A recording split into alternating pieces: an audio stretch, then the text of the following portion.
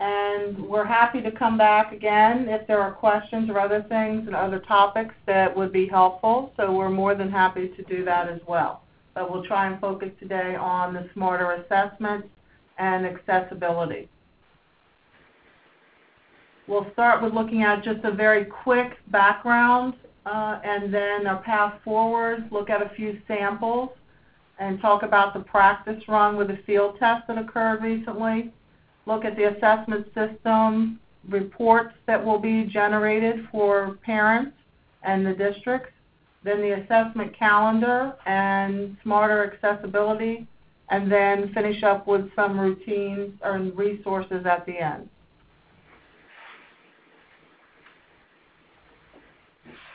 The assessment challenge has been how do we get from here, from the Common Core state standards, to an assessment that would generate information for teachers and parents in terms of how to assist students as they're moving forward and moving toward college and career readiness. Smarter Balance Assessment actually is when some people refer to it as SBAC, SBAC is actually the consortium, and it's a collaborative group with 21 states in the Virgin Islands participating, working together to develop assessments and resources and aligning them to the Common Core and designing assessments to help, but once again, prepare students for what will come after high school. In Delaware, we call these assessments for English language arts and mathematics, we call the smarter assessments for short.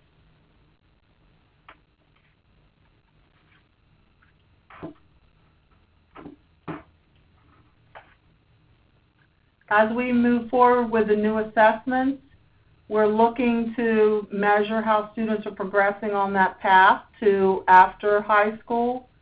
The need for this to occur, we're looking at replacing existing tests that we have, so we're replacing DCAS. We're providing a checkup just to make sure that students have those real-world skills and providing information to help teachers and parents as we move through the educational system. This gives an overview of what the DESA system looks like, and DESA is a new term as well as we're making this transition to smarter assessments. We're changing our system and actually calling it the Delaware System of Student Assessments, or DESA for short. And this will show you in a nutshell what it looks like across all of the assessments that we're doing at the state level. Smarter Balanced, or Smarter as we call it, will be for English language arts literacy and mathematics, and the grade levels are there. We will still have DCAS for science and social studies, and then we will have DCAS for end of course at the high school level for U.S. history, Algebra 2, and integrated mathematics. And then of course we have the ALT program, which will still be DCAS. It will still be the same assessment, DCAS Alt 1 for reading and mathematics and science and social studies. And of course, still in place would be the national assessments, NAEP, the PSAT, the SAT, and Access. Those will remain the same.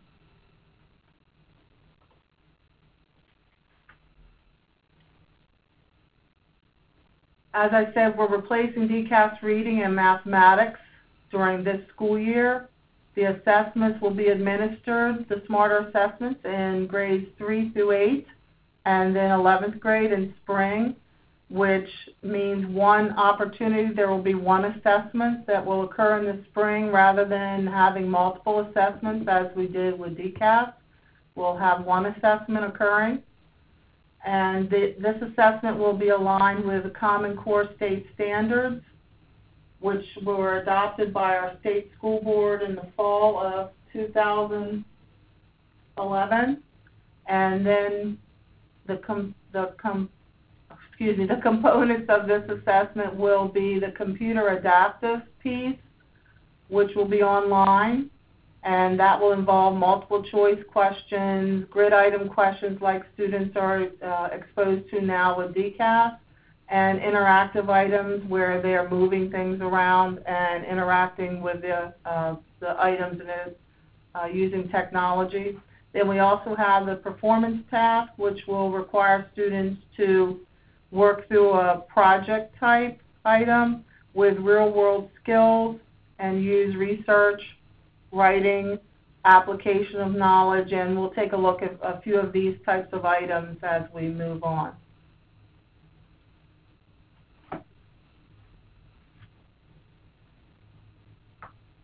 The Smarter Assessment System components will have a full arrangement of the Common Core standards for English Language Arts and Mathematics. I'm also mentioning here the interim assessments, which we'll talk about briefly in a few minutes. They're looking at growth across time. We will no longer have the beginning of the year and the end of the year assessments to look within the school year. We'll be looking more of growth from year to year, so that will be a change as well. The Smarter Assessment that occurs will be within the last 12 weeks of the instructional year, the school year for students. Again, that will be a once-a-year assessment, and it will have a variety of question types, and there are some listed there, and we'll take a look at a few specific items to give you some examples. Selected response, where they're looking through and choosing a response. Short constructed response, where the students will actually be creating their own response. Extended constructed response. Technology enhanced, and then the performance task, which we'll be looking at. We do have in Delaware an advantage in that our students have already been working with taking an assessment online, so this will not be something new to them, whereas in other states, some of those states are still doing their assessments in the paper pencil version, and so they're making that switch to computer testing at the same time that they're making the change for Smarter Balanced and Common Core. Just to highlight some of the high points and the changes, again, as I mentioned, one of the changes will be the frequency of assessments. We're moving from several times a year to once a year. On DCAS and other assessments that we've had more multiple choice questions to respond to. There will be fewer of those and more extended response and items that are technology enhanced for students to work with. And certainly with the change to Common Core that we've had over the past couple of years, there are also changes in the curriculum and those shifts that have been occurring, and that work that's been occurring from teachers with teachers in the classroom already to this point in preparation as we move forward with the Smarter Assessment.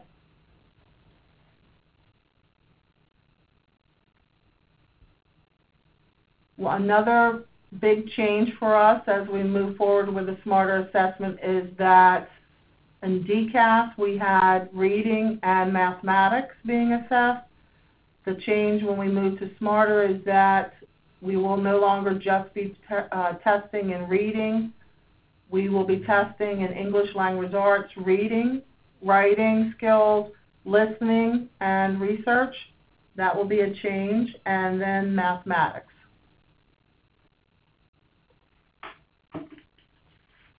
And then as we move forward, to give you an idea of what some of those items might look like, we have CAT tasks, CAT being computer adaptive, and we're looking at tasks for ELA and literacy. Some of the examples of those tasks would be, here's one from, just to give you an idea of the change, this is one from DCAS. And the student would read a passage or text and then answer the question, and they would simply select A, B, C, or D. But as we move forward with Smarter, our assessment would be, oh, sorry, that box has shifted. would be something similar to this. This is an example from the Smarter website, and there's a passage about Grandma Ruth, and then a question, what is the main idea of the story? Use details from the story to support your response.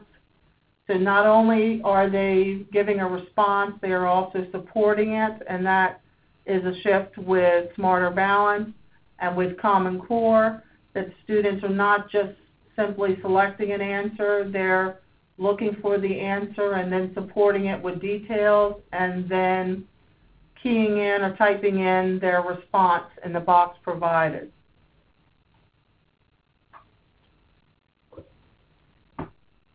Here's another sample of an ELA item from Smarter. Read the sentence and the directions that follow, and this would be one where the technology is playing a part. NGO was especially hungry for any details about America. Then they're asked to click on the sentence in the paragraph that best explains the meaning of the underlying phrase. So then the students would then look through and click on one of those sentences to highlight it that supports their choice. So again, this is an item where they would be using technology and also once again reinforcing supporting their thinking rather than simply selecting an answer.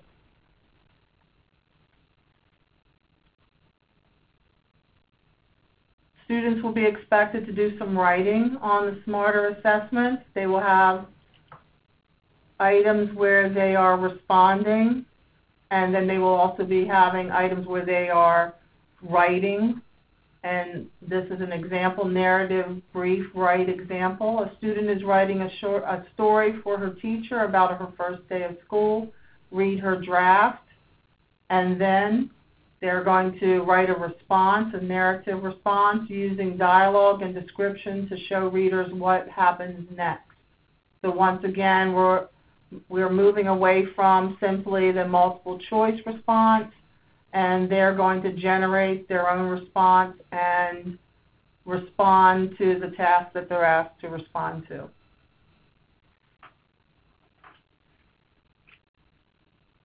Another change on the assessment as we move forward, and the standards also for Common Core, students are expected to listen and then respond to their using their listening skills.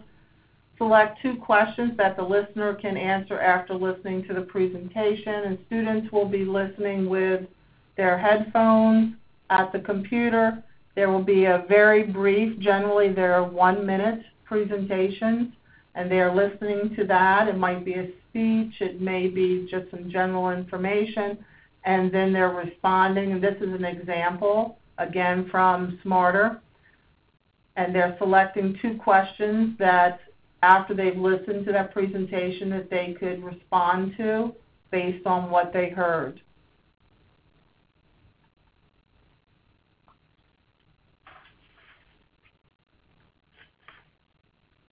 Moving on to some examples for math. At the top you see a DCAS item from math, and this just simply asks them to look through. A zookeeper feeds a polar bear 21 fish each day for 7 days. Which number sentence should the zookeeper use to find the total number of fish he will feed the polar bear during the 7 days?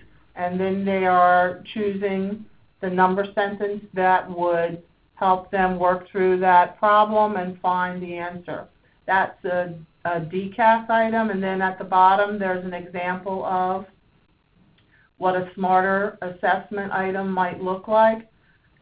There's a large mural made of colored tiles at the entrance of Rena School. The mural is made with 48 square tiles and is 12 tiles wide.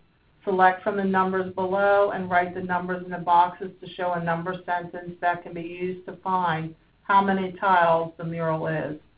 So you can see the comparison between what a similar item would be from DCAS to Smarter Balance.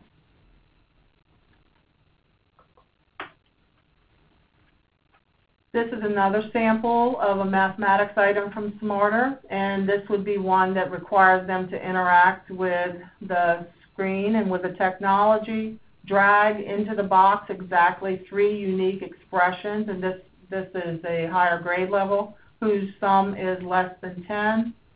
So then they're actually going to click and drag and move things into the box in response to the prompt on the screen for this particular mathematics item.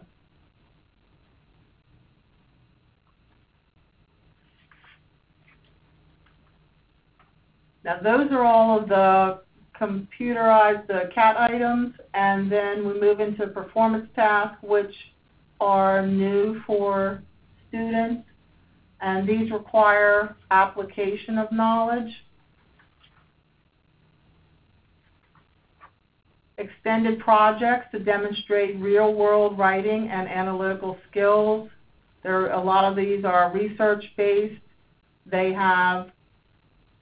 take 1 to 2 class periods, and they are scored using rubrics, and we're looking for particular things when they're responding, not only just their response, but the methodology that's used as they work through the task. This is an example of a performance task for Smarter for English Language Arts. Students are involved in reading an article about a school garden program. Then they're also reading an experiment about making compost. And then third, they're watching a video about the cost involved in starting a community garden. So they have various media that they're interacting with. They're reading articles, sometimes a video clip. There's generally a variety. And then they have an assignment that goes along with that. They're asked to, students have suggested that a student gardening program should be started at school. You're working on the newsletter, and your assignment is to write an argumentative article for the newsletter on this topic. And then it gives specifics. You state your position and support it using, and the key to this is using information from those sources that you were interacting with during this process. Next is an example of a performance task for mathematics from Smarter. There are 5 swimmers competing in a 50-meter race. The finish time for each swimmer is shown in the video. And then explain how the results of the race would change if the race used a clock that rounded to the nearest tenth. So once again, the students are not just simply responding or choosing a response from multiple choice selection, but working through a process and then coming to an answer and using real-world skills as they work through the task.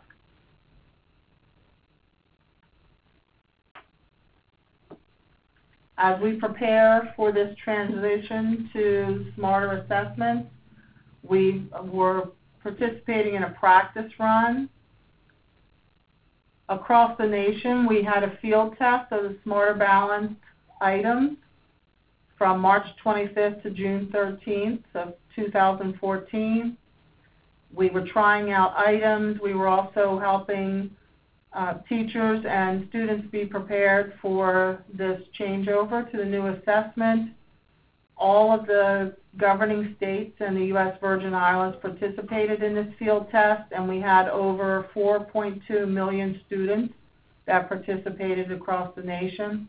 In Delaware, we had 100 schools involved in the field test, which resulted in over 13,000 assessments being completed in Delaware. And then this field test information will help with the assessment work that's ongoing in preparation for the assessment this year. As we look at Smarter, we're looking at a system, not just one test. We're looking at, of course, starting with the Common Core state standards, looking at the bottom of the triangle, the summative that they will be taking at the end of the school year to determine college and career readiness as they move through the grades. Another part of this balanced assessment system would be the interims at the top right. There will also be interim assessments that teachers can use throughout the year. There are two major types that we'll talk about in just a minute to give you just a little flavor for what those might look like.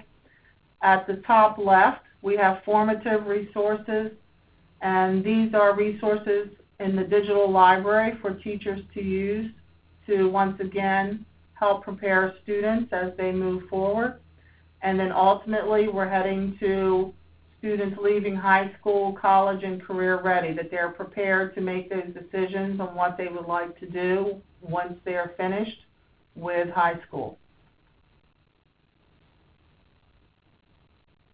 The interim assessments that I mentioned, this is not the end of the year assessment. These are optional, and school districts have control over how these are being used and how many that they're going to be using and how often they use them. Again, they have the same types of questions as the end of the year assessment, and they give examples once again for preparation for that end of the year summative assessment. I mentioned that there are two types of interims that are available, and once again, the use is determined by the district.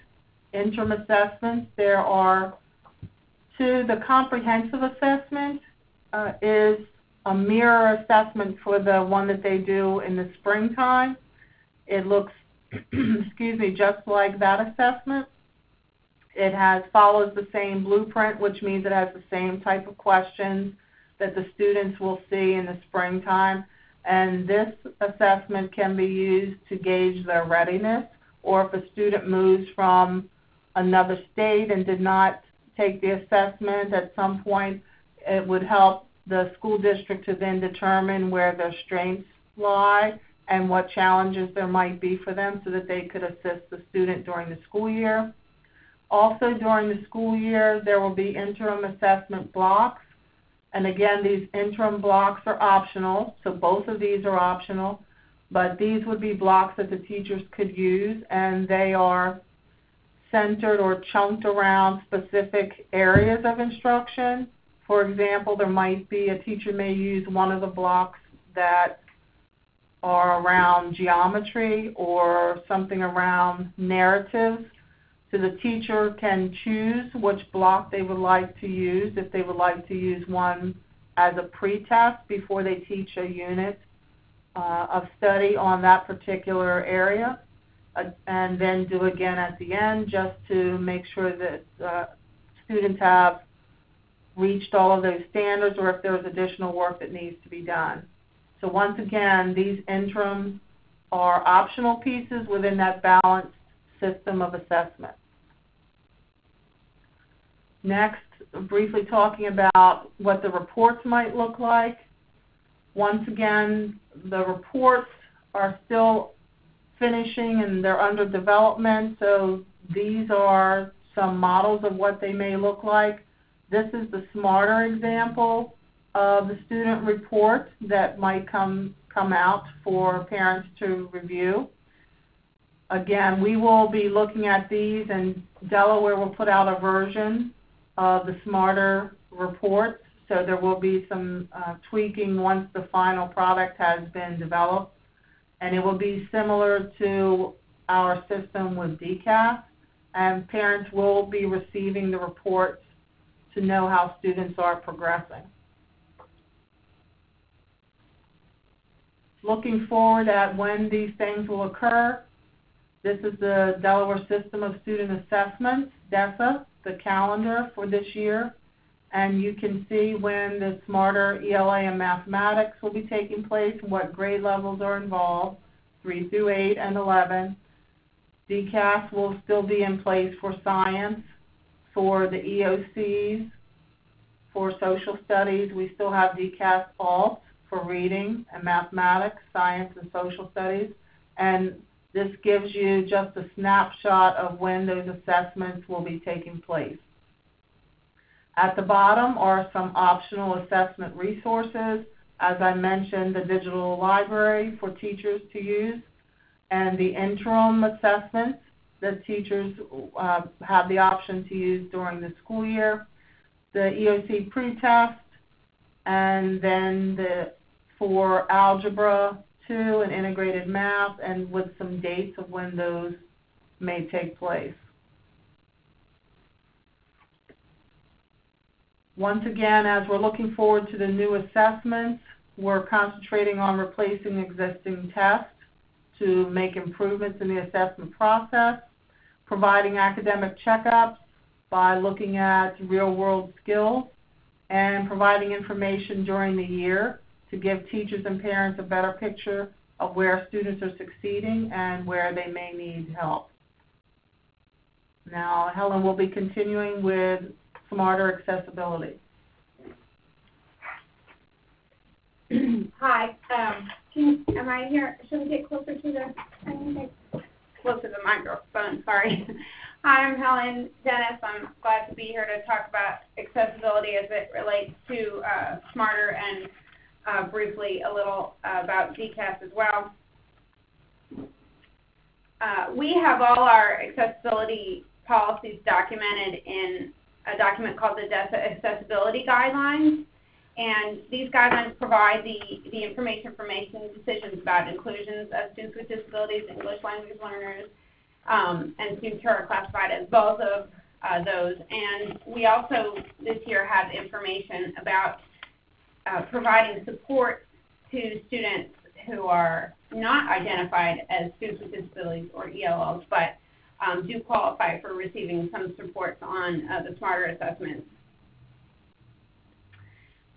And so how to select these accommodations and supports, and the assessment, selecting the assessment that a student will participate in. So the guidelines cover these assessments: the Smarter for ELA Math, DCAS for Science and Social Studies, and we call those together the general assessment. And then we also have high school EOC, or end of course, and those are also considered general assessments. Then you have the DCAS Alt 1, which is all 4 content areas, and that's the alternate assessment for the students with significant cognitive disabilities. This year we are tracking accommodations, some accommodations for those students. We have not done that in the past. We've generally just told teachers to implement whatever classroom accommodations the students have. This year we're actually going to ask them to report some of those, and we've listed those in the policy this year. Then we also have covered the Access and the Access Alt accessibility policies, which cover students with disabilities who are also ELLs. Okay. One of the questions that was given to us beforehand was, how does the selection of, or the participation in the Smarter assessment influence whether the student is in the certificate track? So whether you're going to graduate with a diploma or with a certificate of completion. Because when students, many of the students who participate in the alternate do not get a diploma. So what we have told people all along when we had DCAS and DCAS 1, and before that when we had DAPA and DSTP, is that the assessment itself does not determine the track on which your student is. It doesn't determine whether or not they're going for a diploma or going for a certificate of attendance. But many of the students who, or most of the students who are in the alternate, are taking a course of study that would not allow them to accrue enough credits to graduate. So while one doesn't determine the other, there's a correlation, and the decision has to be taken carefully with your IEP team and consider all the pros and cons of participating in the assessment and also selecting the course of study. And you can make that decision about the assessment separately for each content area. So you can have a student participate in the alternate for language arts, but the general assessment for math, for example. So for Smarter, Smarter is for ELA and math, as Carolyn mentioned. Accommodations are available only for students with disabilities. That's a class of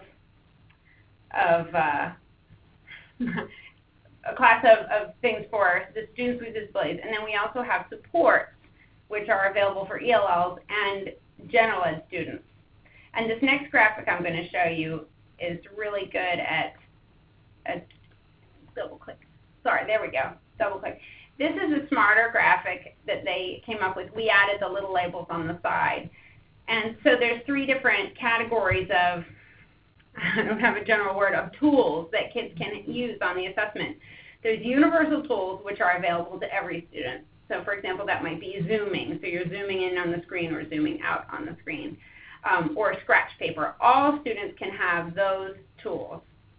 Then there's a class of tools called designated supports, and those are available to students who are ELLs, have 504s, or have IEPs, and to this class of students called general ed with supports. And we give some examples here. Then there's a smaller group here called accommodations. Now, these tools are only available to students with IEP and 504s. So the IEP and 504 students can have the tools in any of these 3 groups. The students who are ELLs can have supports or universal tools. The general ed with supports can have designated supports or tools. If you are not in any of the groups we've discussed, students with disabilities, ELLs, or general ed supports, you can only use universal tools. So sometimes it can take a little time to digest that graphic, but it's in the end, it's very good at explaining those distinctions. In the spring, we did a crosswalk between the DCAS accommodations and the smarter accommodations to figure out what things would be offered on both, what would be only on smarter, what's only available on DCAS, and were there any accommodations that were going to disappear, etc. That was provided to the districts. I don't think it's out on the website anymore. It was generally a tool for educators, but we did do that, and that is a tool available to them. DCAS accommodations are also covered in these accessibility guidelines, and they are the same for science and studies. We have not changed them for science and social studies. So if you're familiar with the policy that we have been using for DCAS for science and social studies, it has not changed. So the only tools that are available are the accommodations, and also we have universal tools on the DCAS as well. But this category called supports is not available on DCAS Science and Social Studies. You have to be formally identified to use accommodations on the DCAS. The DCAS Alt 1, as I mentioned earlier, is our alternate test. We are going to monitor accommodations for these students this year, and we do have these participation guidelines, which are available in the document and on the website. So in terms of accommodations, procedures, the timeline, how do you plan them, how do you document them? You can plan your students' accommodations anytime before the test. You can enter them into the accommodations database in the DOE suite of applications between test windows, during the test window, but prior to the student's test. But we ask that you don't change any accommodations for spring 2015 before the, I'm sorry, this bullet may not supposed to be here. Okay. When should the students start using the accommodation? They should start using any accommodation that they want to use on the assessment in the classroom as soon as it can benefit the student. And on the test, they should use it only on the test after they're proficient in that accommodation. So you shouldn't add a new accommodation for the student right before the test and then expect them to use it on the test. They should be familiar and comfortable with that accommodation before they use it on the test. This is a new page 1 of the accommodations form, and it is a place where you can list any new accommodations the student is going to be using and what practice that they're going to need prior to the test to be able to use that. Because we're covering accommodations and supports for a number of different tests now and not just DCAS, the form is available in a bunch of sections, so you can see it says Smarter, page 40, DCAS Alt 1, page 47. So there's you will probably only refer to the pages that are relevant to your student. And the form looks like this. It's a little different than before, but it still maintains that format that we had before of columns with a description, the grade, the content areas it's on, and then we also have a column for the test that is available on, and now also the groups to which is it available.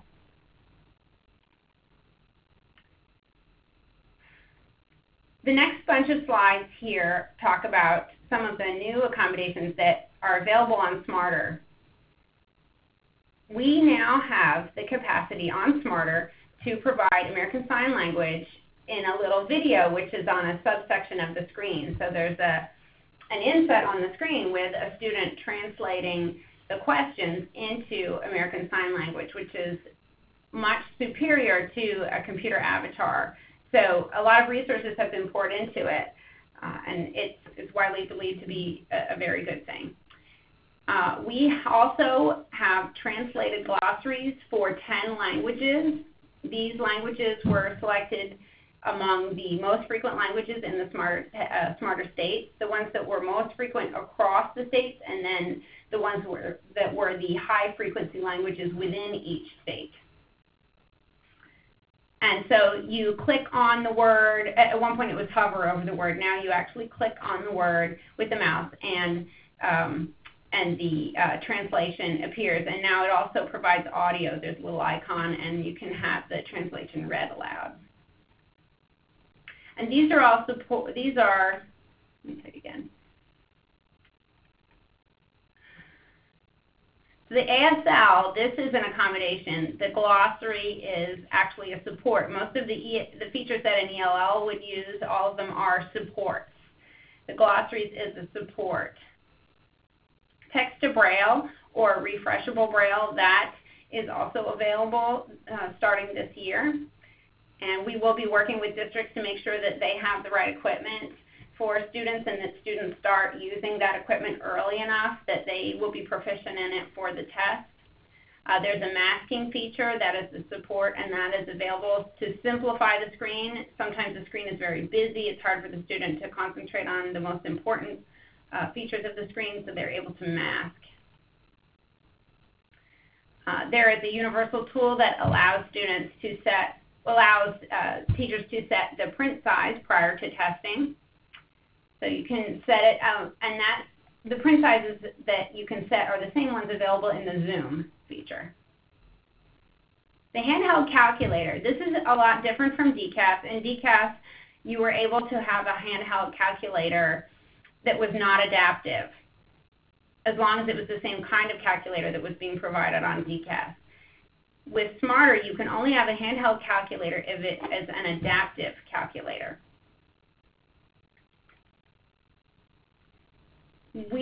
Smarter is offering the ability to use external devices and software. So with DCAS, the only thing we had that qualified in this category was Zoom text. Now there's going to be some software or other devices that you will be able to get certified with Smarter and be able to use with the test.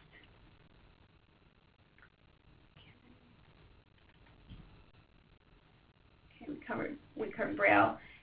The benefit of Braille is that before we had students using Braille, they could only use it during the paper pencil test window. Now they can take the test online with their peers.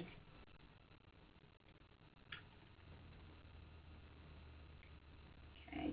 Along with the sign language option is the closed caption, is when there is audio that will be provided in a closed caption, so the students can access anything that is provided in audio format to the other children. We will have a paper pencil version of the test. That was not available in the field test. It will be available, but the use of the print on demand is preferred. Text-to-speech has been a popular accommodation on DCAS, and this will continue to be available on Smarter, but the requirements for using this on Smarter are different. There will be a form that that can be used to get permission to use text-to-speech for passages.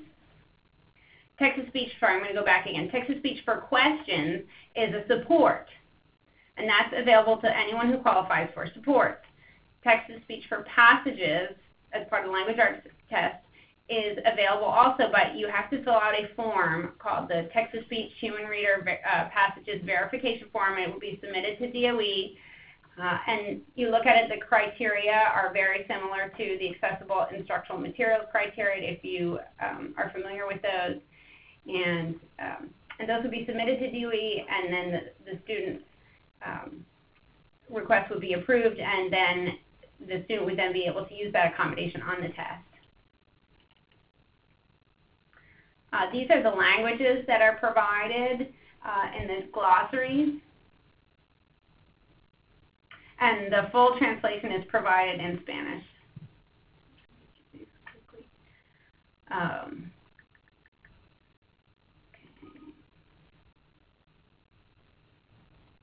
Now, the designated supports feature are available for these students that are not identified. And we call them general ed students receiving support. And these are the criteria that we're asking educators to consider. So students who are struggling at risk, students who are receiving other interventions are referred to the problem-solving team, and are documented in some way as having a struggle that they could benefit from support. Those students are able to receive support even though they are not formally identified. And the best practices, again, the supports have to be things that were used in the classroom. They're based on the student's documented needs. And, of course, more supports are not necessarily better. They have to be the right supports for that student. And the paper pencil and the Spanish language text-to-speech are new since the field test. And here we have a new table in the accessibility policy this year, which tries to break out who's eligible for what. It can be a little bit confusing when you're first thinking about the smarter schema for the support, the tools, the accommodations, who can have what. So this table was meant to try and help people sort that out. Okay.